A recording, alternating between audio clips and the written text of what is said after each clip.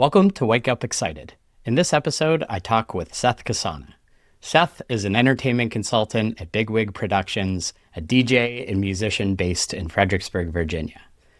At first glance, Seth is a very unassuming, normal-looking guy, but that all changes when he's on stage. I've known Seth since our college days at JMU, and I've seen Seth belt out soulful funk while wearing a moped helmet with bowling trophies duct taped to it. I've seen him rap while wearing samurai armor made from old computer keyboards and mice. I've seen him marching down the street with a brass band wearing old high school marching band uniforms. And I've seen him strut through town wearing a disco ball helmet with a DJ rig strapped to him. Seth was my secret weapon at my big Frostapalooza concert last year.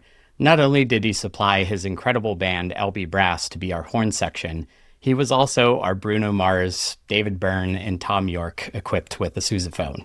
Everyone was like, what is going on here? But Seth's energy and creativity and originality is truly unrivaled. It's amazing. Seth and I have a great conversation where we talk about the power and the potency of live music. We talk about the importance of shared joyful experiences, the arts as a profession versus as a practice, the immense effort that goes into creating a light and fun experience for other people, the role of levity, humor, and whimsy in these bleak times, and real practical tips for cultivating your own creativity.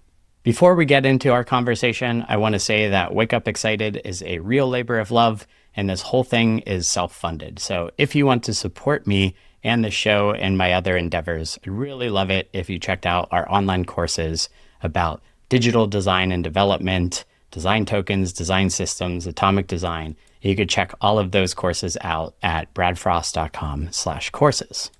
All right, without any further wind up, here's my conversation with Seth Casana. Hey, Seth, how's it going? Hey, what's up, Brad? Good to see you.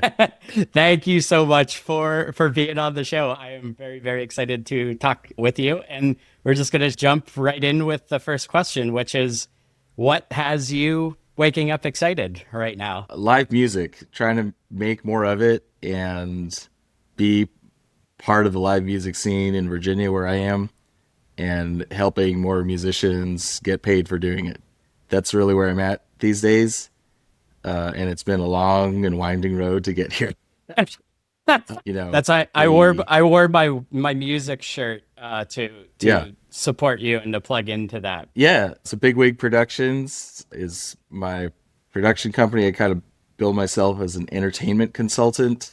I think event consultant is a more common term, but I really just try to focus on the performance aspect of it, and that can be a lot of things, and there's a lot of administrative and promotional aspects that go along with that. So it's really that particular strain. I feel like I invented that title for myself. I haven't seen other people out there with that specifically, but I think there should be more folks who provide entertainment consulting services, because there's a real gap that a lot of businesses, restaurants, maybe not music venues, they probably got that under control, but like almost everybody else who's not actually a music venue probably needs some help doing better if that's something that they want to focus on. So just imagine, for example, you got a restaurant, they want to have live music, they've got the space to do it, and maybe they know some people in town who play music who want to come in and do it there. But once you've burned through that initial friend network, what are you supposed to do, right? Like you've got some bartender who like knows a couple people who play guitar to come in and play on Friday nights or something. But unless you want it to just be that forever, right? Like the same 4 people will come in week after week, right? You need to expand. You need to promote it. You need to maybe like up the infrastructure of what you got going on, like sound equipment wise, space wise, lighting wise. And they are not necessarily set up to figure that all out, especially you're running your own business at the same time. You're trying to be a restaurant, right? And the music's not the primary spot in there, but it's a component of the overall experience. It brings in new people, and you want it to be fresh. You want it to be like a specific genre. You need it to provide a certain atmosphere, especially in a restaurant setting. And somebody like me, who's been a professional performer for over 20 years, who has like always been like the band manager, the guy booking the shows, the guy promoting the stuff, the guy building the websites. I've seen a lot of stuff. I've got a huge network of local musicians who are all like ready and eager to go and very professional and have all their own stuff and show up on time. You want someone like me to come in and be like, "Hey, let's talk about it. What are you trying to do? Oh, have you thought about this? Have you Yeah. tried this other thing? You're going to have some huge problems if you try going that route. You should not do that. This is what I bring to the table. And Yeah. you don't have to hire me as a full employee. You know, I can come Yeah. in Yeah. and just like the amount that you want. Are you doing it once a month? Are you doing it once a week? Are you doing it 12 times a week? Like, what are Right. you doing? All right, Right. let's talk about that. What's wild as you're saying this, so Yeah. we've known each other for 20 years.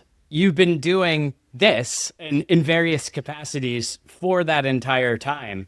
And so Right. I'd love to pick at that because obviously like there's so much we can go into, but I think that there's music as a source of community, music as a source of weaving in between these different worlds and pulling different people together to create fun and entertainment and all of Yeah. that. And then you yourself emanate that as like a performer. So there's a lot of steps of like how I've always kind of I think perceived you as like somebody who you're out there quite literally walking the walk in the form of a walking disco. And maybe we could sort of get into that in a little Yeah. bit. But you're out there radiating that kind of energy out there. But you're not just, oh, look at me. You're like, here's the party and here's all these other people who do this. And let's try to utilize everyone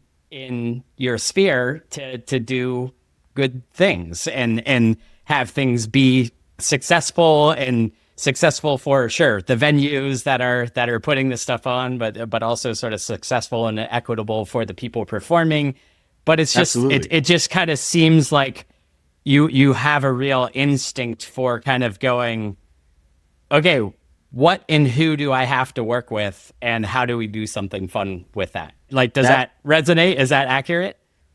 that is a great way to describe my outlook on life the entire time I've been an adult is walking into a random room, any space, anywhere, and being like, how can I throw a party here? That's just, I can't stop thinking about that. And that's why I'm doing this now because it's really hard for me to turn that part of my brain off. I had day gigs, office jobs. I'd worked in IT doing web development for a long time, different capacities. And through all of that, I was still, I don't know, let me throw a music festival. Oh, let me start a band. Let me, like, and eventually I got to the point where I had to make some decisions about, I can't just keep doing both. I was having a daughter and somebody had to take care of this new person that was going to exist in the world. And I couldn't have a day job and do all of that stuff and take care of a baby. And I had to decide, like, is working for a big company making their websites what I want on my tombstone? Like, is this my life's work? And I tried to think about it as like, what will I regret not doing more? That's a good metric. I've had close friends who've been through like hard decision points where you want to do more than one thing, right? Like, it's easy to make a decision if everything's bad and there's only one clear choice. Like, that's not hard. Yeah. What's hard Yeah. is when you have like lots of good options, very strong competing trajectories, but they're mutually exclusive. You can't do them all, especially not at the same time, or maybe not ever. And so it's really hard. Like, if you try to think about, well, what's good about each one of them, you can come up with a big long list. Yeah. But you kind of have to do the opposite. You have to think about, like, if I didn't do this one, what are the bad things that would happen? And that's sort of a Yeah. little counterintuitive, but it can really put things in stark contrast of what's important to you. Because for me, I was like, if I never worked another day building websites for somebody else that I thought were important, but if I didn't do that, would I be really sad? Like, would I be sad like I told my daughter, I really gave up on my passion by not building generic websites for a big company that I worked for 9 years doing the same job. That doesn't sound right. That's not. Or is it more like, would I be really sad, really regretful, being like, I had this shot to start my own business where all I was doing was like making new opportunities to play music, giving opportunities to my local musician community, and like playing a lot of music myself and earning the same amount of money. But you know what? It just wasn't for me. I didn't do that. That sounds really bad. That sounds like not the way that I wanted my life to go. Yeah. And once they framed it like that, I was like, cool. Guys, here's your laptop back. Here's my 2 weeks. Yeah. Thanks for all the good times, but I'm on to the next chapter. And I just haven't looked back. And it wasn't as simple as that for sure. But making the decision was pretty simple, right? Yeah. Like implementing the decision, whole different ball of wax. But coming to that point where I was like, now I know what I'm doing. I don't have to equivocate between all these different life options, right? Now I know what problem I'm actually trying to solve instead of deliberating on which problem is important to me. Yeah, that's great. And like with that decision comes with a whole host of, like you said, like the hard part of implementing it. But at the same time, because you stepped out into your own vision, you're in the driver's seat, right? So you're not necessarily like having to pad your enthusiasm or pad your vision. You just need to get to work and actualize the actual vision. Yeah, it can be scary because you don't always know what you're doing, or you think you have an idea of what you're doing and it doesn't work. But it's also really liberating because you don't need to ask permission from anybody, Yeah. And especially when you're working like I am, where it's mostly independently, you also don't have a huge team of people that you have to coordinate with. I don't have bosses. I don't have employees. I just have clients, Yeah. Yeah. And if a client starts to be really hard to work with, I just tell them that. And if they keep being hard to work with, I just stop working with them. And I move on to the next thing, There's a lot of people out there. And to be really honest, I kind of like glossed over a very hard beginning chapter because when I quit my day job, I did not immediately start BigWig Productions. I had a completely different side hustle that I thought was going to become the main gig. And that was Work Magazine, WHURK, which was like a monthly print magazine that we distributed throughout Virginia. It was the Virginia Cultural Review.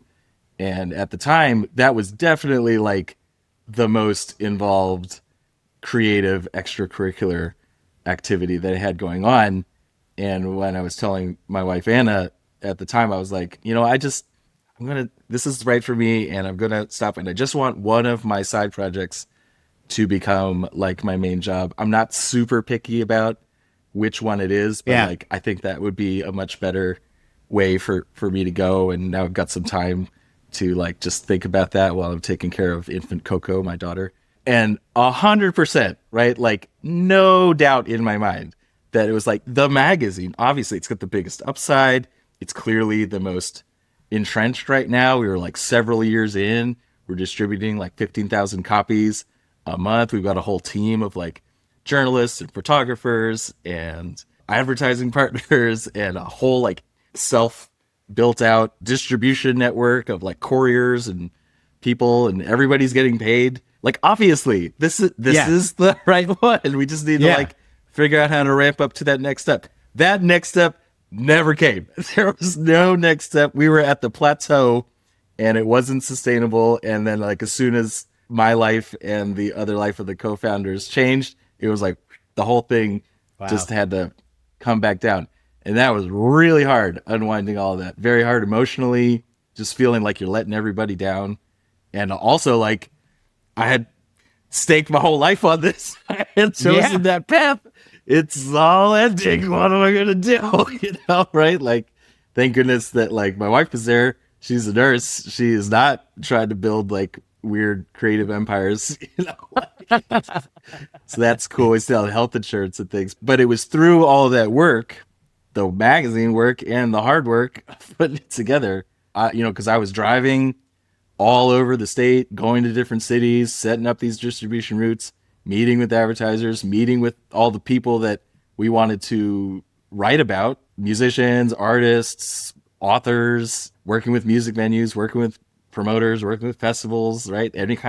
Anything culturally interesting. Like, it was a very wide net. As long as it was in Virginia and was sort of like quirky and fun, like, we wanted to write about it.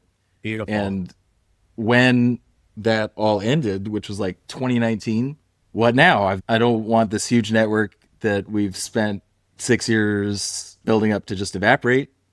Yeah. But I don't want to do the same thing again. I've always dreamed of opening a music venue. I have never, ever been in a situation where that made any sense financially. I think that most music venues would agree with you, Yeah. even really well-established ones. Yeah. They probably should have hired me, because I could have told them, I've got a bunch of spreadsheets that show, like, this is a bad idea. You should not do this. I've been convincing myself for like 15, 16, 17, 18 years, this is a bad idea. You should not do this. And I still keep thinking about it. The nice thing about building out a business model, it won't tell you if you're going to succeed. It'll definitely tell you if you're going to fail, right? Like, there's no theoretical way this is going to be profitable at all, right? Yeah. Yeah. So I've got a lot of those. So I was like, okay, back up one step from that. What is a way that I could work towards that, given where I'm at now, that points me in that direction? That's another good, useful tool if you're trying to think about, I have some dreams, I have some stuff I can't stop thinking about, I have some things that I think would make the world better, right? Like, how do I do that? That seems impossible, right? And it's like, okay, well, what is it? Figure out what that is, make that really clear for yourself, and then work backwards from there. Well, if that's the thing that I wanted to have happen, what would have been the step before that? And then, okay, cool, that seems clear. What's the step before that? And just keep going backwards until you're where you are now. Yeah. Right? Yeah. And then you got a really clear path. It's super easy. It's just to do all that stuff, right? But the point is that once you get back to where you are now, you can go, okay, well, what's like the smallest thing?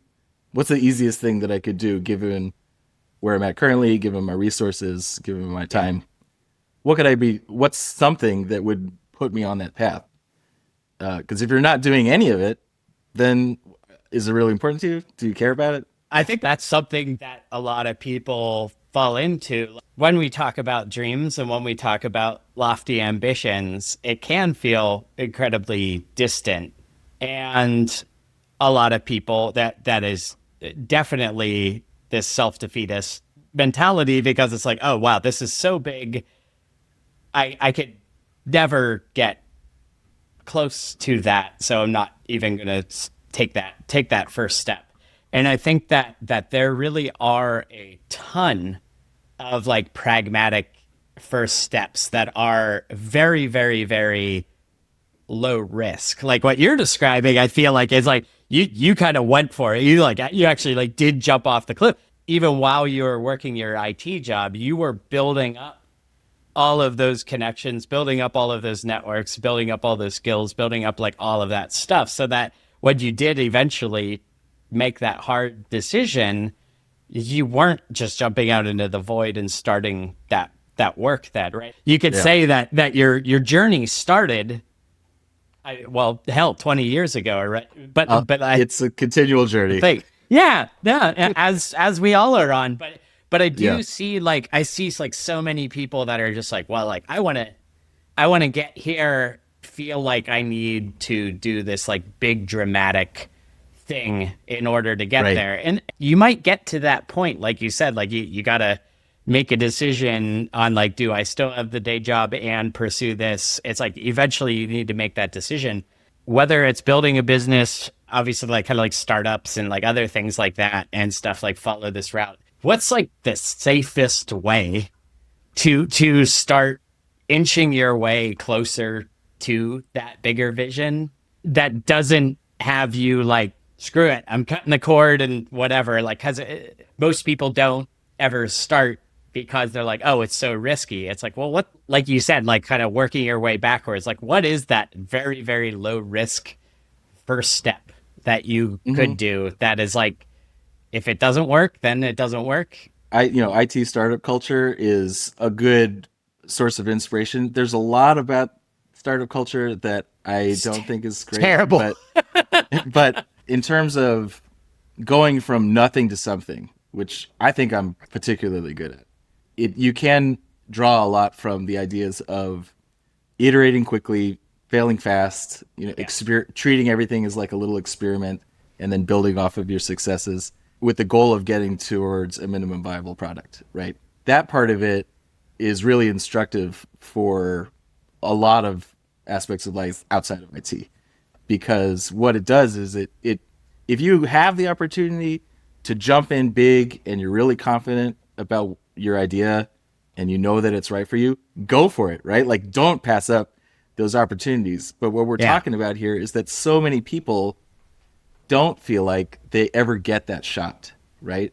And they go through their whole lives feeling like I could have been a contender, right? Like Yeah. they know they have something inside of them that's important that they want to share with the world, and they have this narrative that like if only I had been given the opportunity. I've been shut down my whole life, Yes.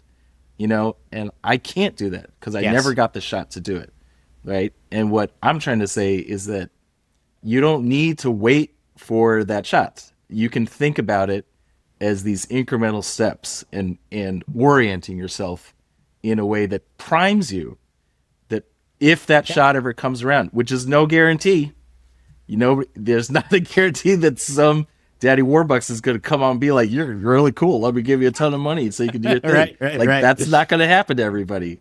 Right. But you're not going to be ready for it. If something like that does ever happen, you will have prepared yourself to take full advantage of it if Yeah. you start making the incremental steps, the smallest thing you can do. Yeah. What's the smallest change that you can make right now that gets you a little bit closer, one step closer, Yeah. one day closer to that thing that you think is important. Yeah. And that's how Uh, I approach all of it, right? Like that's really instructive. And just continually resetting that process anew at every time that it feels appropriate, right? So you did it and now you are doing your small little thing. Great, this feels good. Okay, start over again. Here I am. This is new day one. This is my new starting point. What is my big goal? Where do I want to be oriented? And if you do that regularly, then in the worst case, you just did a bunch of cool stuff that you thought was important given the resources you had available. And in the yeah. best case, when that big opportunity came along, you were like, I'm the person who's going to make that happen. And the person you're pitching that to will be like, huh, this person's right. Yeah, let's go sign the contract, Yeah. You're really hitting at, I feel like the premise of this show, right? Like it's right there on the tin. It's like wake up excited. And I feel like there's this like this, the way I describe it is this, that moment of truth or that this kind of instinct. It's this thing that we hold for a brief sliver of time. Often like, yeah, first thing in the morning. When I'm taking a shower is the best idea. If I need an idea, I go take a shower. There you go. Get a little zen. But then the to-do lists and the calendars and and the bills to pay and the everything else kind of like comes in and kind of like talks you out of that. And I think that like Hmm. what you're describing is like, here are these like very pragmatic and low risk ways of starting to pursue this stuff that it's these things are not all or nothing things, and you live that, right, where you are able to sort of chip away at this and kind of like, I like how you're saying it, this kind of priming and this just kind of like building the muscles and building the connections and doing all of that. It's work, it's labor work, but it's a labor of Hmm. love, right? It should be. Yeah, it should be, and that's a good, I think, signal to listen to. Is it's like, am I enjoying this? Is this turning me on? I love how you said it. It's like, well, I just did a bunch of cool stuff, and even if that's all it ever does, then that's something. that's still important, right? It's still important. It's a sad reality, right? That we're not all trust fund babies. There's not some government program to give everybody a huge stipend to commit to their dream. That's just the reality of the world. But it would be too depressing to think that because of that, we should abandon our hopes and dreams. Yes. Screw that. Yes. That's dumb.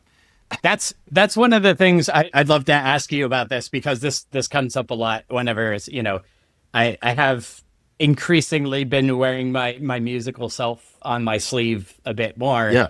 And when you do that, and I'm sure you encountered as well, you get the people that say, "Oh, I used to play music."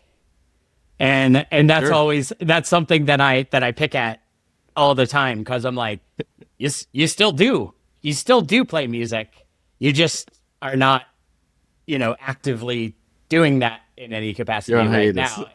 Yeah, you're on hiatus, but but people sort of build up these things of like, oh, here's what being a musician is, and you have these songs, you have you have the SoundCloud and the Spotify, or what's your band, and how often are you playing out, or these kind of shapes, right, of what these things are. And I think a lot of people talk themselves out of different pursuits, creative pursuits, because they have these kind of false expectations or visions of what being that thing is.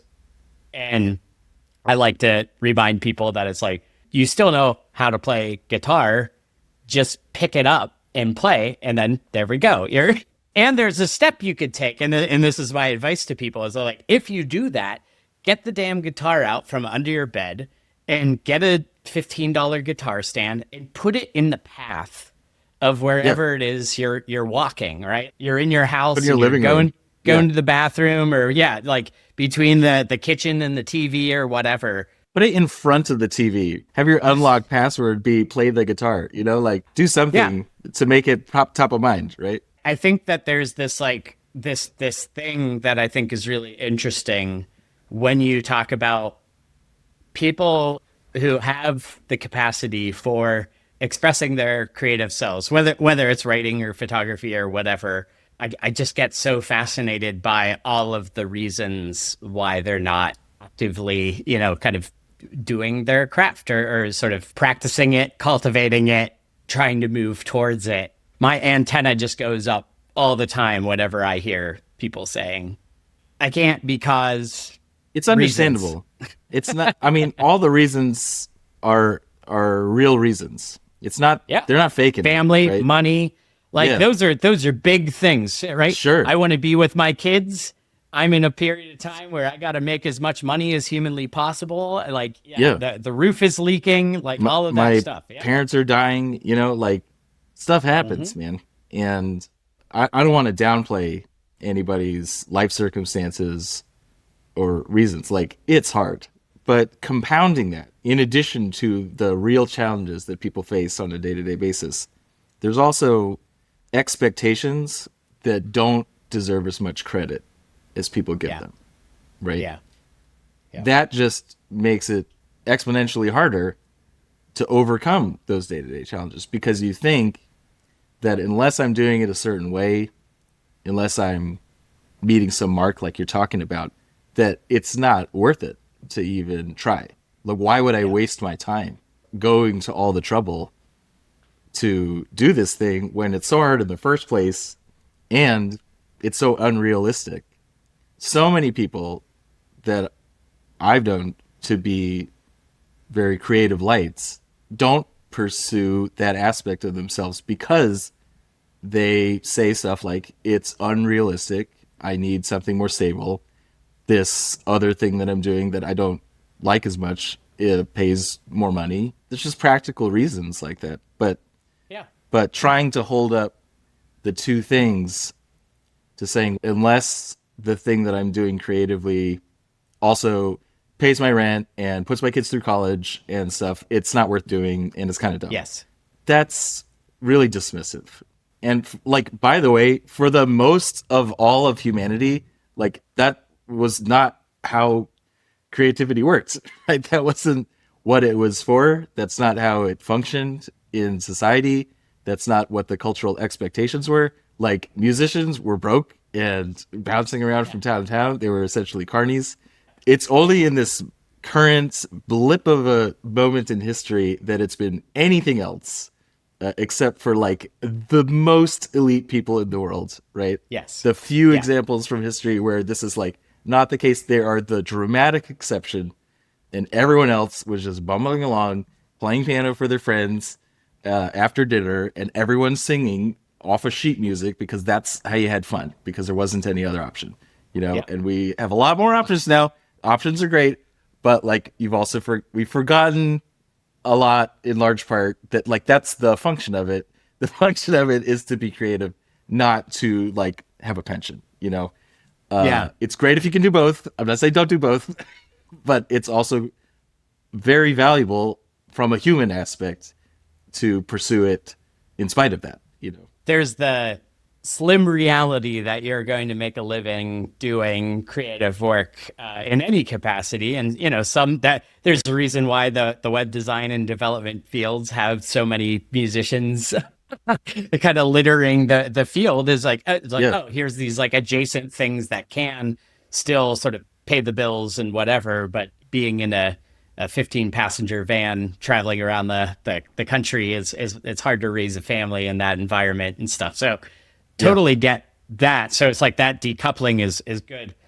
The other thing that I think is interesting, because I hear the same as well with the whole, here are all these reasons why I can't do this.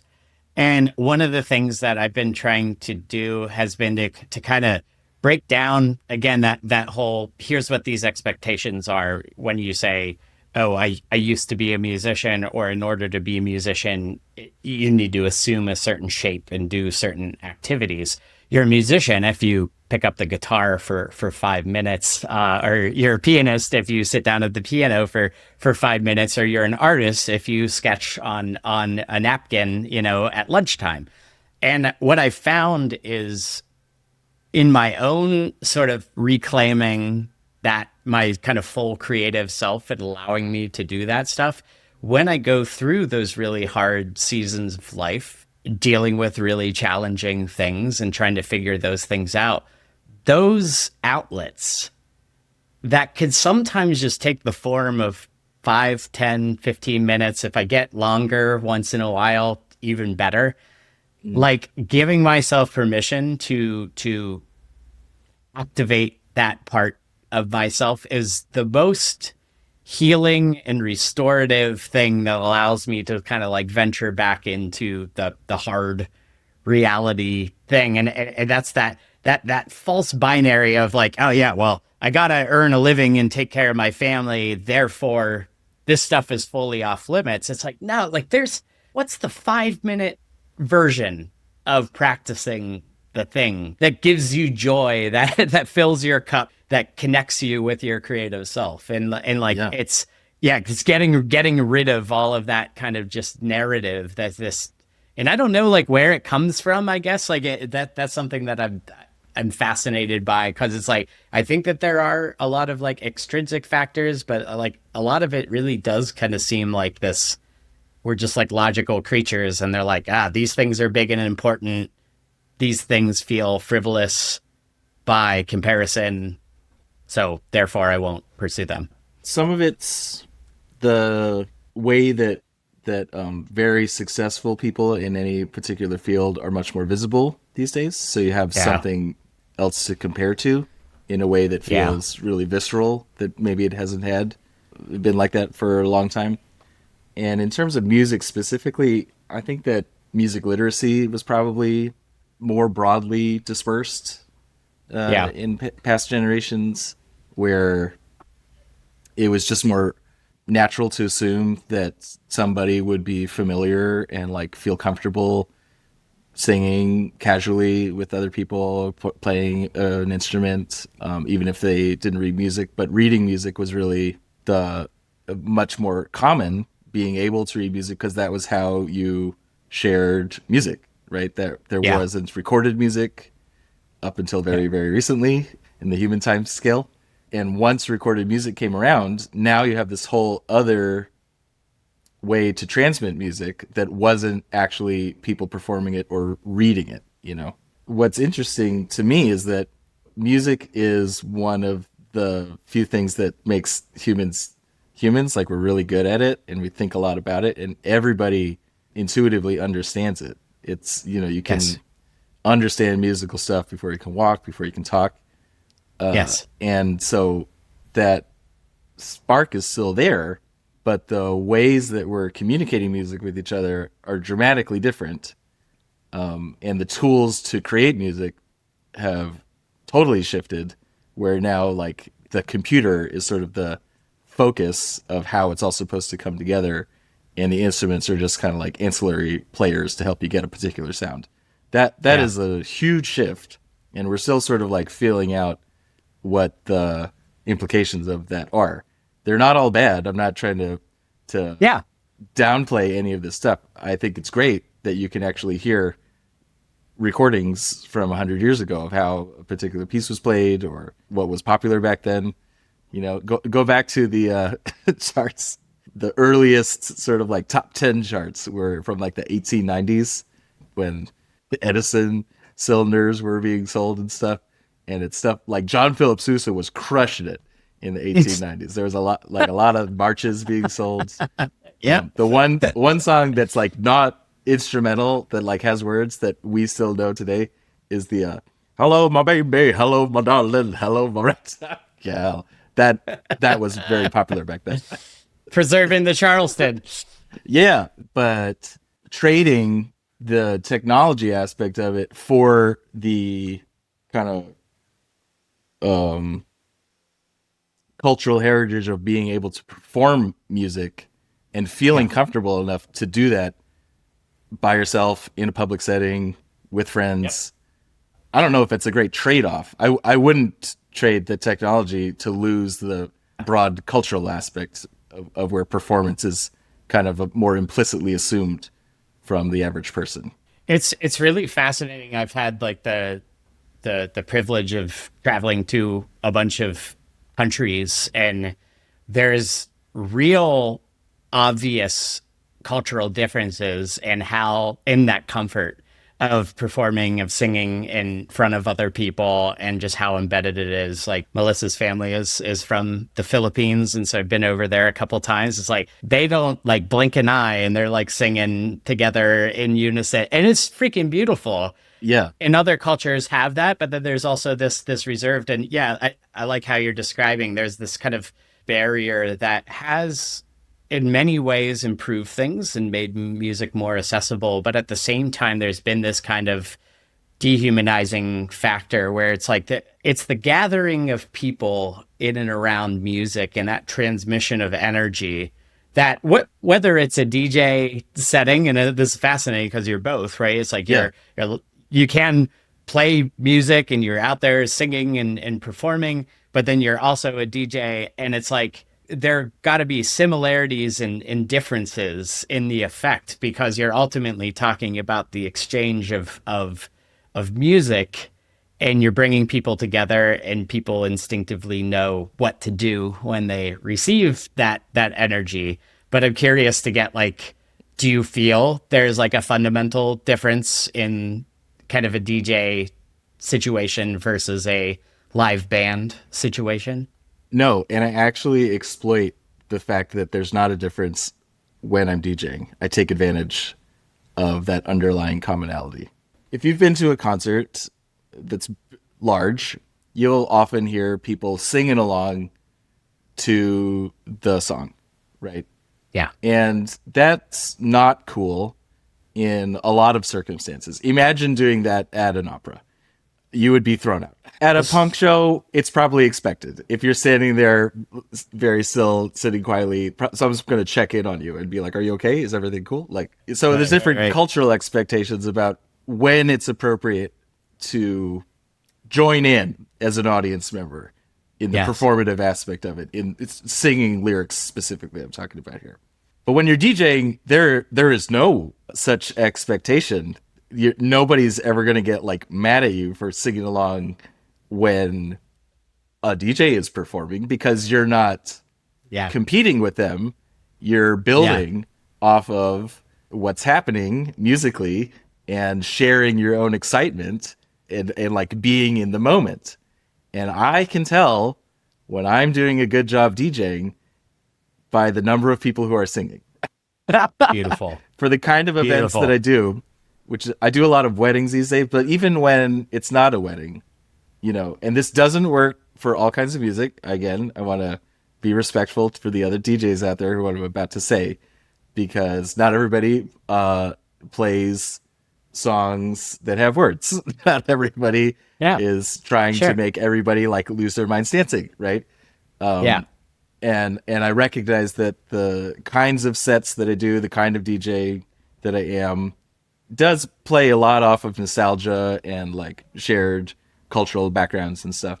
But even in circumstances when I feel completely foreign to whatever's going on culturally in the music, like I'm playing for a wedding that is not an American wedding, right? Like any other culture where they are spoon feeding me what the set list is, and I'm just like, okay, cool, let's go. Yeah. It's in a different language, right? Even then, even in those circumstances, what I'm doing is I'm gauging not are people dancing, but are they like all out there on the dance floor singing along, right? And like not just to the chorus, like the whole song, right?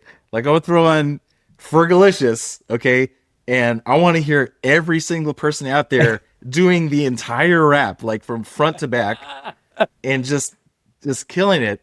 What that's tapping into is that innate human Yes. understanding of music and the recognition that like we're part of a community. It's a communal activity.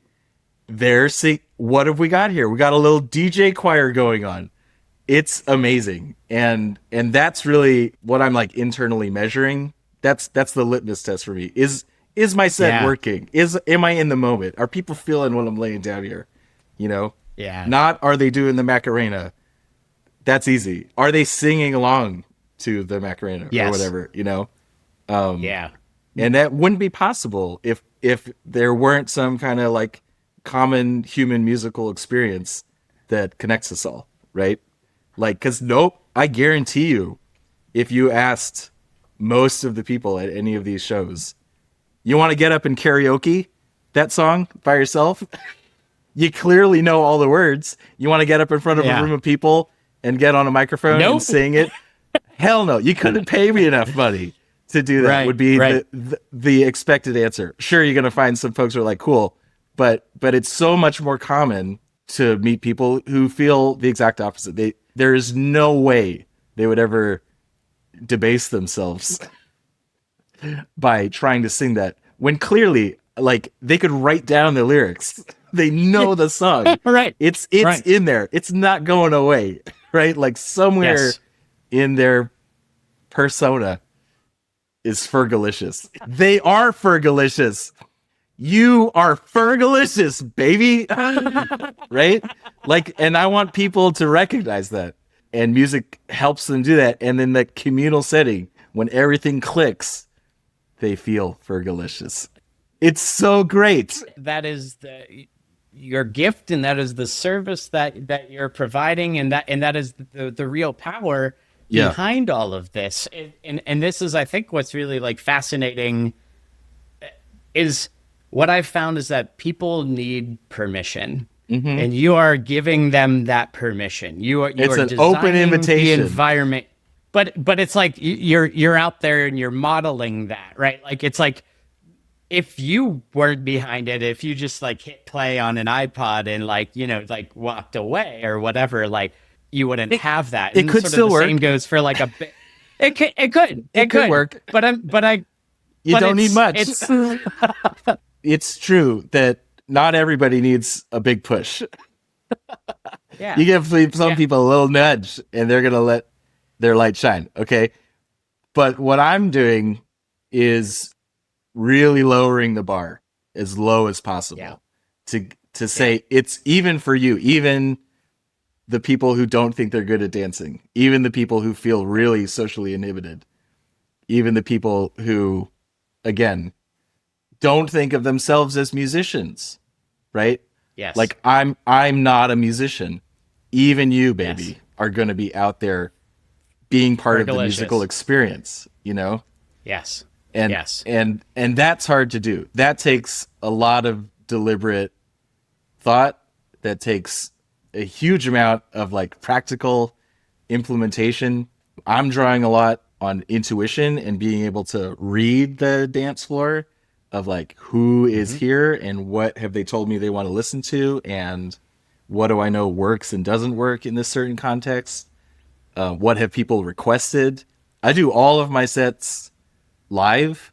I think about what I'm going to do beforehand, but I definitely don't pre-plan out the set exactly. You know, it's the whole point of it is that it's in the moment and you're responding to what's Yeah. happening in real time. Yeah. And when I learned, like I've been doing this DJing specifically professionally for about 10 years. You know, I started DJing back in college, WXJM 88.7 FM, JMU, baby, what's going on? And when I learned that there are people out there who pre-record their sets or that have exactly the whole set programmed out and there's no way to adjust and they don't take requests, I was like, what are you even doing? Like, why are we here? Right. Yeah, that's not, what are you Yeah. doing? Yeah. Why? I work digitally, you know, but I've done vinyl sets before. And if it was vinyl, okay, I get it. You know, can't bring the second van Yeah. of Sure. vinyl like we used to in the bad old days. I know old DJs who said one van was for the gear and the other van was for the vinyl, and that's a lot. Okay, and that second van of vinyl, it's only gonna have like the hits. You ask it for a deep Yeah. cut, it's not gonna be there. Okay, in that circumstance, maybe you can be a little more rigid in your set structure. Right. But we live in a modern age, man. You have access to the entirety of recorded music. You can literally play anything. You can be programming beats on the fly. You can be sampling the crowd in real time and remixing it in front of a live Yeah. audience. And you're pre-recording your sets. Go home. Put it on SoundCloud, man. Like, give some space to somebody who actually wants to perform. You're picking at something that is like really interesting. And that is, music is so incredibly powerful. So there's the transmission of music, right? But like any good conversation or energy exchange, there's a feedback loop. Right? Yeah. It is live, and it is the ability to react and improvise and create a singular experience. And that was something that it really took me, and I'm curious to ask you this, but it's like it took me a long time to actually understand that it's like, oh, okay, this is this real, like I felt it obviously, like as a musician, and like we'd be playing shows and dynamics, and you're going up and down, and you're like, starting and stop, any sort of like change in the energy, right, as we're performing has a reaction to the audience, and you end up sort of beautiful cycle that is all part of the same musical moment. But it wasn't until after COVID kind of started loosening up and I was able to go back to my first proper concerts where I'm like, paying for a ticket, Yeah. and I'm in the crowd, and I like really understood how much I missed that even as part of the audience, I was participating, and I felt it, and I felt the lack of that over a stretch of a couple years where I couldn't go to concerts. So it was really through that kind of having it ripped away from me for a while, and then kind of coming back to realize that I understood my role as the audience in that singular experience, and that's where we all want to get to, because that's what creates the elevation, right? That's what creates the joy, is in that sort of bi-directional nature. It's a conversation even though you're the only person behind the decks. You're a participant as an audience member, you know. Yes. You Yeah. help make the experience. And Yes. and if you want Yeah. an analogy for that, because a lot of stuff is not in person these days, it's the difference between watching a YouTube video of a concert or a live stream of a concert. What's happening Yeah. in a live stream concert? You got the comments section, right? Like you got Yeah. you know that the people are out there. It's happening in real time. Like there, that is special. And for a live performance, that's all that it is. There's not another thing. You can watch a recording of it, not the same as being there. Yeah. And playing Yeah. to a room full of people who are not responding versus playing to a room of people who are really dialed in. Oh my gosh, everyone knows. That's what's special Yes. about any performative art, is that you know whether it's working or not right then. You know, Yes. for a lot of creative pursuits, there's kind of a delay in the act of making it and then the reception of it Yeah. and the analysis of it. In when you are working in that environment, if you're trying to like get people to pay you to do things, or if you're a purchaser of those services, there can be a lot of buyer's remorse, right? Like Yeah. I work with a lot of Yeah. wedding I hope they photographers. play this song. Yeah. Yeah. No, Yeah. Stuff like I'm that. talking Yeah. about like the people who are not performative in the moment. Oh, And got so, it. Yeah. Yeah. Yeah. right? Sure. Sure. Sure. Like Yeah. I Yeah. deal with a lot of wedding photographers, and I've heard some real horror stories about people being upset with the photos that they saw like several weeks later when they're finally done. And I'm so glad that I don't have to deal with that, because you Yeah. know right now in the moments whether what I'm doing is working. And it's very hard to argue with a full dance floor of people going crazy to be like, you're doing a bad job. And I'm like, well, they disagree with you, you know, Yeah. and Yeah. Yeah. so but that's a real thing, you know, the simultaneity of it, the group experience of it. Those are intangibles, but powerful. Having that time frame when it was unsafe to experience that, really, I agree, put it in stark contrast. The coming back, those, I saw the Killers at Capitol Stadium, like in DC, and I was like, oh my gosh, like Yeah. just that first year coming out when you could go to concerts again. Every person who came out on stage, there was a moment when they first walk on, they took the first step on stage, and they hear the crowd be like, yeah, baby, right? And you could see on their faces just like, oh my God, Yeah. you know, Yeah. it's crazy. It's magical. I've You know, it really is. It's magic, and it's powerful, and everyone, I feel like, should go see more live music. I think because of that, because I think what's really fascinating, you know, in this moment in time, I feel like is particularly challenging on a lot of levels. I feel that hopelessness tends to take root. There's this just kind of there's just this daily bombardment with just crap, right? The world's woes and everything sucks, and we're all just trying to grind away, and we got the bills to pay, we got these like things to do. It can often just feel like there's just, again, like we already talked about with just our own personal creativity, it's like, there's like just no room for exuberance, or there's no room for joy, or there's no room for this stuff. And that's why, like, as time's gone on, I'm like, oh my God, like things like live music, which historically I've always, you know, really enjoyed, both as a recipient of it, you know, or sort of audience member, participant, or as a performer. I've always really loved it. But now, like, I think I'd like really understand, like, I've developed a much deeper appreciation for it, for the role that it plays, and really sort of tearing people out of that hopelessness, of that just kind of normal rut, that like, here's we're all doom scrolling, we're all just getting like the latest you know, dose of whatever crap is happening, and there's just despair and hopelessness and normalcy. And then you go to a show or to your DJ set or to anything that's happening, and you're reminded, You get reset. you're ripped away from that, and that has a long tail. That doesn't just end the moment the last note of the song is played, right? Of the last song.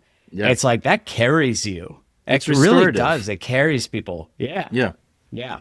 It's Yeah. it's a restorative process that reminds you of what's good in life. I definitely felt the absence, talking about the pandemic and its impact on live performances.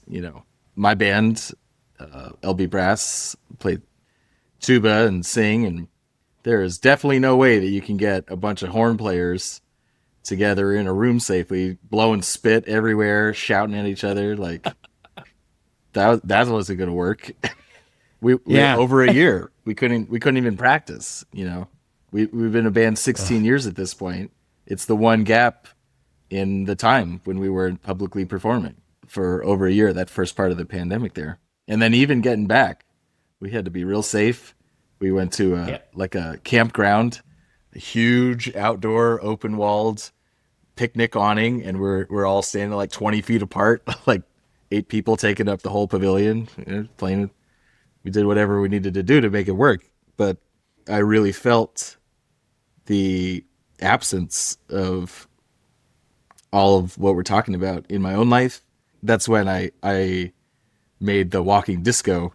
It was a project of desperation, to overcome some of those challenges, which is a chest-mounted, battery-powered DJ setup, and it's powered by Denon Prime Go. It's the smallest DJ recorder that has professional outputs and all of the features that are needed. This came out in 2019, if you can imagine.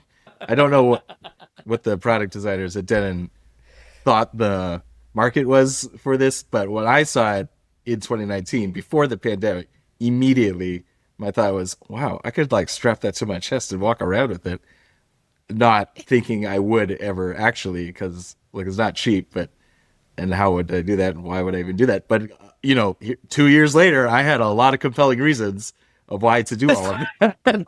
So I bought one, and I found a little speaker, and I bought those 2 things. Vaccines are coming out, and I'm like, okay, I got to do something. Right, I've been like miserable, depressed, taking care of my infant daughter.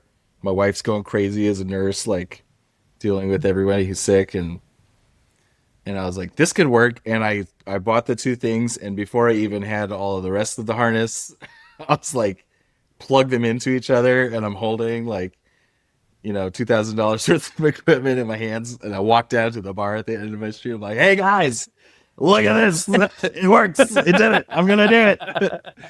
And just playing music, like, great job, Seth, go back home, like. So then, I had the marching band, drum carriers, and from the Right. from So the this brass.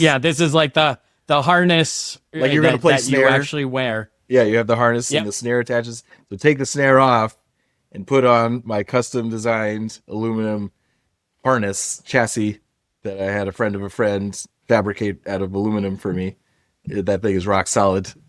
And then strap all those pieces in together, and then I can just walk around. Hey. And But you're missing an important part that came of this later. picture. The disco ball helmet came later. At first I went it au naturel. But yeah, but the vision was always that I would have a disco ball helmet to go with it, completing the package. But the concept of it was that I could just go out on the street. I could be walking around. I could be socially distanced from people. And I was essentially busking, but just really doing it again. It's about that connection on the street with whoever is right in front of you, really showing them that like their life could be a lot more interesting if they wanted it to be. Yeah. Yeah. I get a lot of confused looks. I get a lot of people who maybe are not into it, which is fine. That's also the nice thing. If you're not into it, I can just skedaddle. I can just go walk somewhere else, right? I don't need permission to show up, but I'm also not trying to punk people, There's a Sure. few other people out there now who are doing similar things at the time also, but some of them were very much in the vein of like, we want to cause some drama, we want to cause some controversy here. and Okay. Yeah. and again, getting back to like live streaming, talking about a little live streaming versus in-person performance, the people who are punking folks are always live streaming because Yeah. they're treating the individuals around them as like props, and the Yeah. audience Yeah. is some Yeah. disembodied internet audience Yeah. that Yeah. gets a kick out of Yeah. like, that's Right. not me. I want Connection what's and happening. I you're want like the one person right in front of me right now to be like having a moment that's going to change their whole day for the better, just create some joy on the street. Marathons are great, because you got 10,000 people running by doing something really hard, and then they turn the corner and I'm there in my getup pumping some really upbeat, happy song, and they're like, "Wow!" And then they keep going, and then that happens like 10,000 times in an hour. It's great. amazing. Amazing. Yeah, that is like a perfect environment for it's Yeah, like literal pump up music. You're a weird milestone. They're probably like at the finish line or after they've iced their feet. They're like, "Did you see that guy?" yeah. I've got people who come back. I've been doing it enough now. They're like, "Oh, remember me?" I've got marathon friends who are like expecting me to be the walking disco while I'm out there. They're like, "Yeah, baby, I got my get my selfie for the year." One thing that's interesting, and this is something I think that we both share, is the sort of intersection between I feel like music, fun, but also like legitimacy and like originality. Like there's this kind of like it's strange like brew of because obviously wearing a disco ball helmet is not something that everybody is doing, and you need to Granted, carry yourself a certain way. you gotta have a certain mindset to be cool with that. Yeah, but like, could you like talk about like that intersection? I feel like between kind of like I don't know if you want to call it like humor, but like certainly like whimsy or like some other sort of like lightheartedness that is like a pretty key ingredient in your creativity. It talking about how does humor or levity or lightheartedness, joy inform my creative work? You could contrast that with really important creative work that is not any of those things. I think for a lot of people, the way that they're channeling their creativity is to express dark stuff that they're experiencing. Yes. And that's important, that's valid, but it Yeah. ain't me, you know. Yeah. Even the things that are the hardest in my life, they come out in a way where I want to work through it. I want you to experience me on the other side of it, not at the Yeah. bottom. That's not Yeah. the part that I want to be on the album. I want other people to get there too. I want people to know Yeah. that you can get there. Like, everybody's Yeah. going through something. Nobody gets out alive, Yep. but it doesn't have to be a slog the whole way. And the things Yeah. that I gravitate towards are the absurd aspect of it, the joyful aspects of it.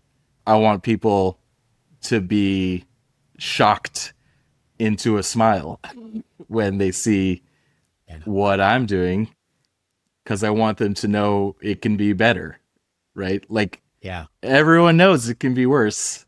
I just want people to know it can be better. Yeah. And I've got such a clear perspective that I feel fully confident of, that I don't mind being a little dorky or goofy to make it happen. I've got a very low anxiety level. It's one of my superpowers that I wish more people had, because it's not always Yeah. good. It's not it gets me in trouble, and it causes interpersonal problems when I have to remember other people feel a lot more anxiety. Yeah. I have to like Yeah. consciously remind Yeah. myself that not everybody experiences the world the way that I do. But what that does allow me is to just like walk out on stage in front of a big giant room full of strangers and be like, "Hey guys, we're gonna have a lot of fun here tonight," and then everybody actually have fun. And I've been doing that a really long time. Like I feel really comfortable in that setting. Not to take away from anybody else's creative expression, but the things that I want people to get out of mine is that you're allowed to enjoy life, and I want to show you how. Yeah. I love that because there's almost like a contrast of the optics of it, and I feel like the deeper philosophical underpinnings of it. And I feel that a bit in my own The stuff. optics of I it. don't feel like I like the optics. Yeah, I have seen you wear a samurai outfit, like armor built out of computer keyboards, swinging a mace full of computer mice on stage, and Yeah. you know a moped helmet with bowling trophies duct tape to it, right? Yep. And we probably should have just like led with some of that stuff, but it's like that's the thing that you're like, oh wow. And in that, for as long as I've known you, it sets a stage for a certain type of experience to happen. Mm-hmm. And I love that it's not just, I don't know, because it's fun. And it is that, but there's actually a lot of like depth in that. And I think that's the thing that I'm trying to cultivate a little bit more and explore through the show and beyond is like depths of fun and enthusiasm and humor and absurdity, and all of those kind of more like positive qualities tend to be thought of as frivolous, or how could you be even entertaining this type of attitude when there's so much hard shit going on Yeah. in the world. And it's like no, like this is actually really important. But this is it. This is not like kids stuff. Like this is not frivolous. This is actually a really important part of the antidote Yeah. to the other end of the human spectrum. Yeah. You know, the DC punk scene is rich and like 40, 50 decades old, you know, that years old. Yeah. I'm not in it. That's not my scene, but I really respect the community. And for them, it's like the music is just the excuse for their community to get together. Not to say that it's performing the kind of music that the bands in that scene perform doesn't take skill, but they don't care. It's like way less important Yeah. that Yeah. you are technically proficient or Yes. you know using very odd chord arrangements or something. The concert is sort of an excuse to address real social problems and build solidarity and fundraise money for important causes. Like the music's just sort of the vehicle to make that stuff happen. That's the point of it all. If they weren't doing that, they could lodge the same complaints. You know, like why are you doing this? It's so frivolous, and I think there's some validity to that, right? Because you could, if you look at somebody who's a musician and they feel really hedonistic, and there doesn't seem to be a lot else beyond that, you can say, like, what are you doing? Right. And even I, you know, in this moment, especially thinking to myself, what am I doing? Right. Like, come to my party, please. You know, like it can feel really bad. Am I focusing on the wrong thing? Could I be spending my time better? Are there more important issues that my energy could be going towards? And like we've been talking about this whole time, once you actually get into that moment when you're really doing it, when it's not just simply hedonistic, but there is some deeper connection going on, it reminds you, oh yeah, oh okay, people needed this. I needed this. I feel that way after every time, but currently it's been a lot harder going in. it's easier to forget that that's how it's going to feel on the other side. I've found myself having to be that much more regimented in just being like, you know what you got to do, you know the motions you got to go Yes. through, you got to put all the Yeah. pieces in place and make it happen, because then when it happens, you're going to feel better. That's Yes. been really hard recently. Yeah. That stark contrast is the hard that you're feeling, is that like this moment feels so incredibly rough that again to exist anywhere on the other end of the human experience feels like I don't know. And what I've like learned is that like sort of what I'm starting to pick at a little bit is that there are like people that really operate really well in that sort of they're able to fight fire with fire, for instance, right? Like they're able to like show up. There are people. The term I had it described to me by a friend is virtuistic plurality. And what it is, what it means is it's like there are people who fight by whatever throwing a brick through a window or something Mm-hmm. like that, right? And it's like at some level, it's like you could be like, okay, that's one way to address this. There's other people that are like, get out the vote. There's other people that are, sign these petitions, Yeah. raise money, do stuff like that. And none of these things are mutually exclusive, but they exist like along a spectrum, right? And there's like, I feel like what's kind of one or what's been the sort of predominant thing is it's like there's negative stuff happen. We all need to focus our energy and attention towards addressing that. We need to address that through this band of fighting against the stuff. And I think what's fascinating is that there's this whole other aspect of human experience that actually is like can be wielded in order to move things in the right direction. After all, what the hell's it all for, right? Like Yeah. we need to be able to show that there are better ways of being, that there are better ways of existing, that we are all the same and we all can all sing the words of Fergalicious stage or to just be reminded of our sort of, humanity and our sort of like shared human values, right? And it's like that party, right? That joyful, that exuberant experience is just as important and is an important part of the broader fight Mm-hmm.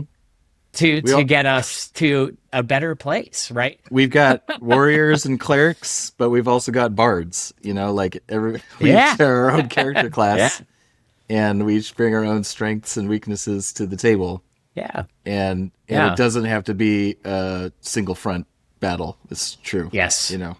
And especially like when you think about what those bards are doing, like, and I see comedy in this way a lot. It's like there's just so much that can be said in through these mediums that literally can't be said any other way, right? Yeah. It's like you could just like read out the couple sentences of declarative, just prose. Here's this, here's like the logic or whatever. But it's really in those narratives, it's really through the lens of the arts and stuff that you get real potency to a message. Humor is such an effective tool for pointing out absurdity, for pointing out hypocrisy, for speaking truth to power, because it's Yeah. really disarming in a way that a direct confrontation would instantly put up people's defenses.